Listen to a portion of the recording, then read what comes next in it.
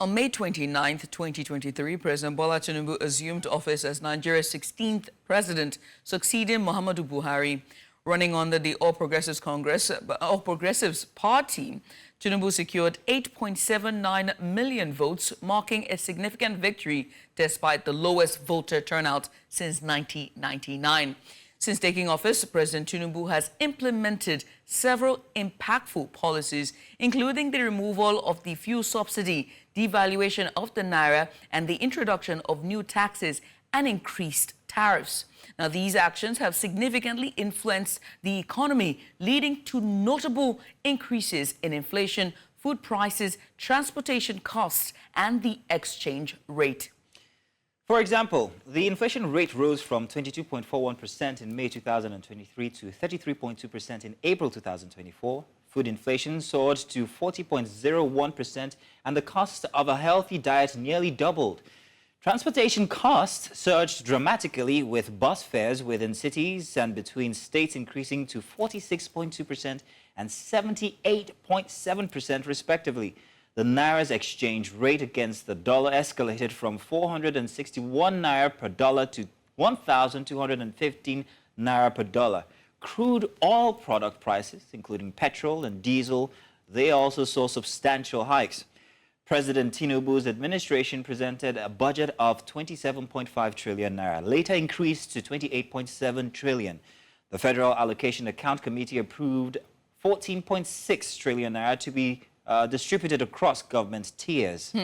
Now, despite these economic challenges, the president has been active internationally, visiting 13 countries over the past year. However, insecurity remains a pressing issue, with over 7,800 fatalities reported in various attacks.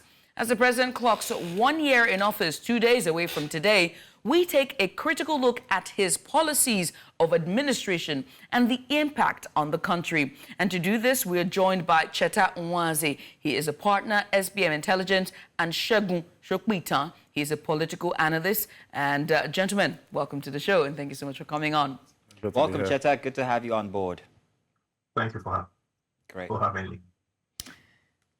So please, let's start by asking the two gentlemen, both here in the studio and you, Cheta. But first, you, Cheta, how do you assess the economic policies and their impact on the average Nigerian so far in the past 1 year? Thank you for having us again. I think it's fair to it's right to be fair and state that the president started with he was dealt a very bad hand. The government that he replaced, it's important to stress that they're both from the same party, so it's supposed to be continuity.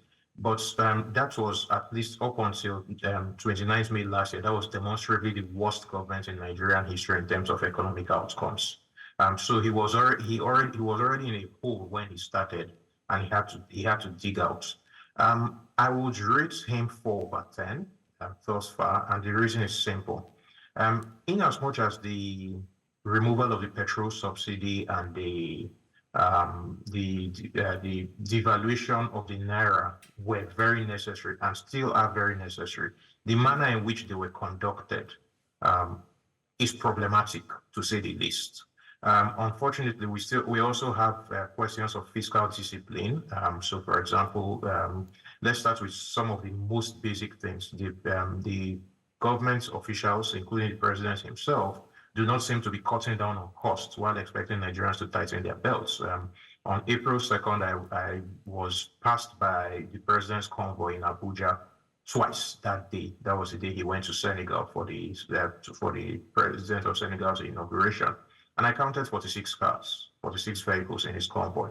If you are not cutting down, how do you expect people to cut down? So that's one of the things I think that fiscal discipline is probably the biggest thing from an economic standpoint that they have to work on. Let me come to you, Segun, I beg your pardon. He just said that the removal of the fuel subsidy and the devaluation of the naira has been problematic, and in particular, it's been particularly controversial, right? We've seen how it's affected and how it's snowballed in everything that is affecting our socioeconomic climate. But what are the intended benefits of these policies in the first place, and why have they led to such a significant inflation and cost increases? Okay, so thanks for having me again. I mean, in terms of intended benefits, the primary objective of those policy initiatives was fiscal structure of the economy. So we had a situation where the budgets that were running was spent largely on subsidies and debt service obligations, which then supposedly, and I say supposedly because some of these things I don't agree with, which then supposedly resulted in a situation where there was inadequate funding for infrastructure and social service development. That was the objective. It's putting it very simply. I beg to differ with regards to the necessity at that time of those policies as a solution to those problems. I think that we do not have a fiscal problem in terms of how we're spending money. I think our problem is a revenue problem and a leakage problem. We've got a massive corruption problem where a significant chunk of the potential revenues that are accruable to the government just simply disappear. They just never make it through, to the federation account. And if the government had focused, rather than cutting off on the subsidies that were desperately required to keep an impoverished population alive, instead of removing those, the government could easily, I think, this is my opinion, a lot will differ, actually, and a lot of my fellow economic analysts differ, and I respect that, but I think that the government could easily have done a number of reforms that would have significantly increased our revenue base, such that, yes, you do need to cut some things off, but it's counterintuitive and counterproductive, as we have seen, to cut off the very things that kept the economy alive. So I understood the fiscal structural imbalances, but I think that the solution that we went after was wrong. And to make matters worse, we then went for those solutions and implemented them so horribly poorly that we are now left in a situation where we're dealing with firefights all over the place. The consequences of the implementation approach has left us reeling and struggling for control. So as we speak today, the central bank is reeling out policies almost on a weekly basis, and it looks as if it's all haphazard. There is no coordination. There is no clear direction as to what exactly the objectives of the CBN's policies are with regards to the overall economic development of the country. So I think that the government shot itself in the foot by taking on those bullets too quickly, too hurriedly. There was a clear political agenda to grandstand and make certain positions clear, locally and to the international community. It should have been more measured, even if we're going to remove subsidies, arguably. Even if we're going to find a way to deal with the chaos that was happening in the foreign exchange market. I think it should have been more measured. I think that the government should have taken all of its options into consideration before coming forward. So there was unnecessary haste. So the haste has now meant that the intended plan for it, or what achievements were supposed to be. Absolutely. So we've lost all of the potential benefits that could have had. So, for example, the subsidies could have been removed 6 months later, could have been removed this year. Some argue that if he hadn't done it then, that the cabals and the cartels that were supposedly running those things would have prevented it from doing so. I disagree. I think we tend to underestimate the power of the president of a country as big as Nigeria when we say those types of things. So, the rush was unnecessary. Cheta, I want to come to you. Now, if you've heard Mr. Shokwitan here, he's told that this was done in a haste. These policies, while they served, or they were supposed to serve to help us put us back on the straight and narrow, they're actually working in adverse for the Nigerian population. In your opinion, Cheta, what do you think the president should have done at the first before going on to put in these policies to try and help Nigerians? Yeah, it's very interesting that both myself and Shegun basically said the same thing in using very different language. I think the only place where we diverge is that I think that it was the right thing to do, but like I said, I think that it was done in the wrong manner. What Shegun has said is very correct. We need more revenue, but underlying that is we need to understand the structure of our economy. What is the main driver in respect to inflation in Nigeria? It's food. What is the main thing that is driving food inflation right now? One of the things is security. It's ensure security is a huge component of that. This is something that I've been talking about since at least 2014. So we actually need very, very critically and very, very urgently to bring security situation on that hill. It's something that this current president appears to have ignored, and it's the security situation is quietly spreading under his watch. That means that a lot of farmers are not going to the farms. It means that we are under more pressure to import food in order to make ends meet, or if we can't import food, and it's very difficult to import food now because of the rising cost of the rising falling value of the naira, then we're basically up a bad creek without a paddle, and that's where we are. Inflation the food is a huge component of inflation. We need to bring that down urgently. I think that's the first thing that I would have tackled if I were him.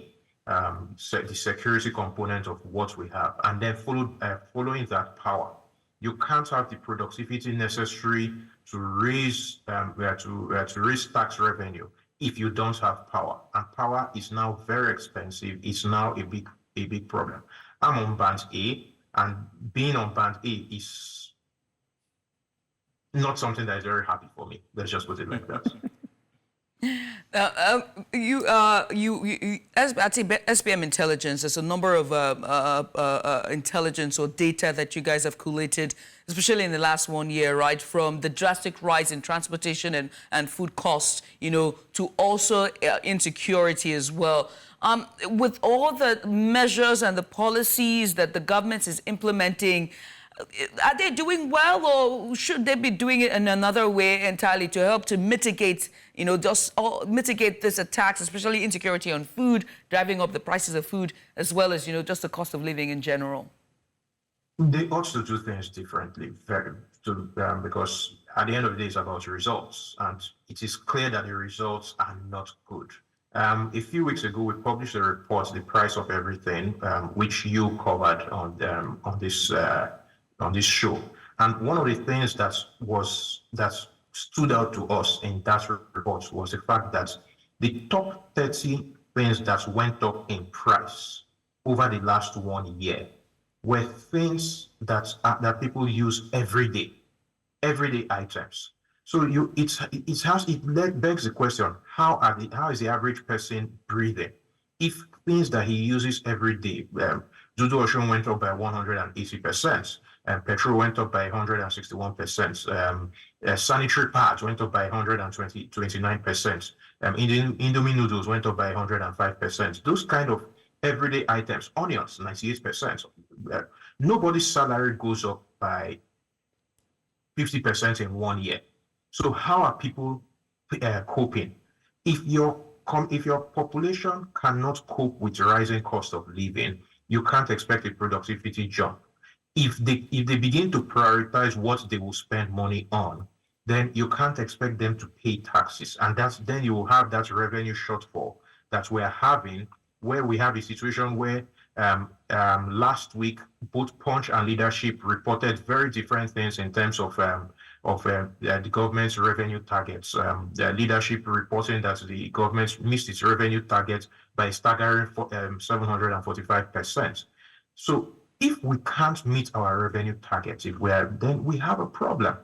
And all of this is reflected in Q1 numbers. It means that Q2 numbers are going to be even worse than Q1 numbers. We have to be, it's something that we need to be very conscious about. The fact that that confidence in the economy is going out the window. Again, I will still go back to stress: you cannot have public confidence if you don't have fiscal discipline. And fiscal discipline is probably one of the first things that the government will have to work on. They need to be seen to be spending money in a thrifty manner and in a responsible manner, not the way they've been doing thus far. I like the way you put that. Spend money in a thrifty manner. Mr. Shopketal, let me come to you now. Now, we've talked about food security endlessly, actually, because that is most important on people's plates. And I use that deliberately. However, what about security? 7,800 deaths since Tinubu took office. How is his administration doing when it comes to security? We've had kidnappings here and there, even in places that we didn't expect them from before. I don't want to lead you on, but in your own view, what do you think the administration has done right when it comes to insecurity, or what they're not doing enough of? I think that the focus of the administration is skewed in the wrong direction. I think, and this is really unfortunate. I think that the administration is carried away with too much of politics. It's important to remind the handlers of the president, not the president himself because he's got advisors, that the elections are over. And it's time for governance. I keep saying this everywhere that I have the opportunity. And why do I say this? There seems to be an undue focus on engagement in the public space over issues that, for me, do not affect the lives of Nigerians, why things are getting worse. You will recall that a few weeks ago, let me say a few months, Abuja became a center of fear. People were literally afraid in their homes, because people were getting picked up by kidnappers in their homes. I remember a video that trended heavily on air about some guy that was kidnapped in an estate, in a very highbrow estate, heavily protected, heavily guarded estate. And these things were happening, and this is the seat of power. And one could argue that even in the worst period under President Jonathan, when the insecurity appeared to have been the worst at that time, 2013, 2014, I'm not sure that there was a time when people that lived in FCT were actually afraid to go out, aside from those initial bombings, Yaya bombing, and all of those things that happened then. So it looks to me as if I've not heard enough from this administration on the issue of security and what the security architecture, as we like to say, is doing in a concerted manner to bring the different types of insecurity we have across the different areas of the country under control. Boko Haram, whether we like it or not, are still alive and well. They're still operating in the northeast predominantly.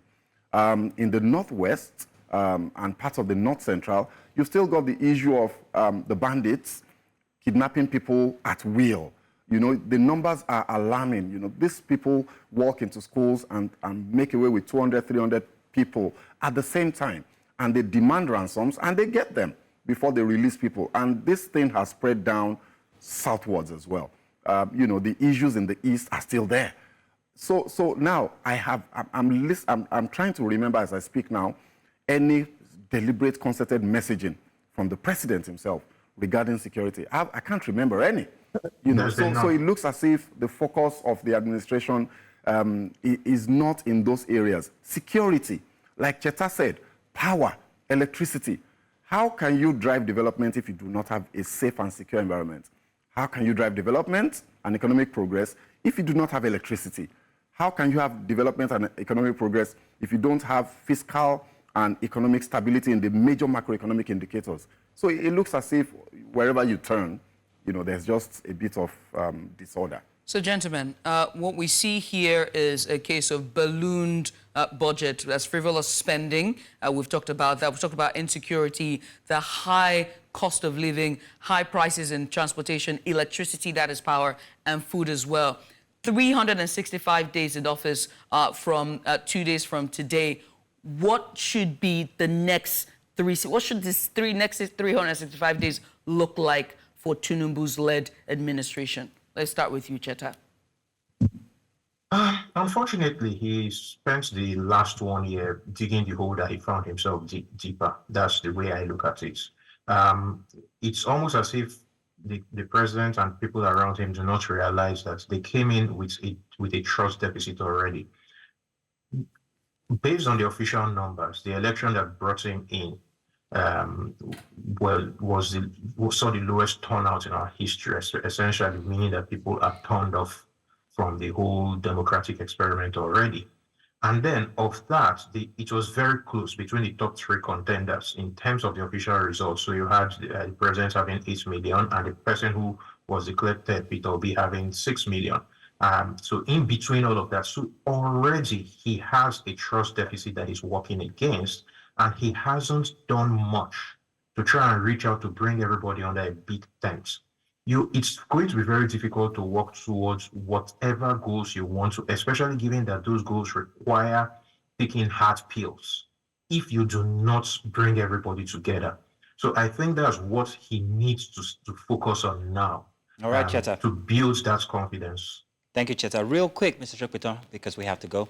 Well, I like Cheta said, unfortunately for me, so Cheta says we've dug ourselves into a hole deeper. I think, in addition to that, for me, the first year has been a year of missed opportunities.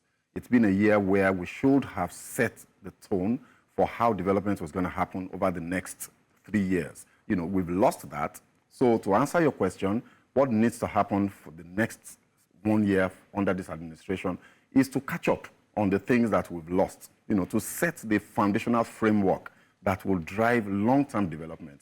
I don't think we've seen enough of that. In power and electricity, for example, what's the plan? How are we going to move from 5,000 that we've been stuck at for 24 years? How are we going to move from that to, say, 10,000 in the next 2 or 3 years? So those are the kind of things that we need to desperately hear from the president, across board on the major indicators that drive the livelihood of Nigerians. Because at the end of the day, it's all about the people. Well, many thanks, gentlemen. We appreciate you for doing this with us and just coming in and giving insight. We look to see what would happen on the 29th as the Tinubu-led administration marks it officially. They have said they'll make it as low-key as possible, but we'll wait to see. But thank you again, Cheta, and many thanks again to you, Segun. And that was Cheta Nwaze and Segun Shokpito, who they joined us earlier to share their insight. It's clear that President Tinubu's first year in office has been marked by significant challenges and crucial policy decisions.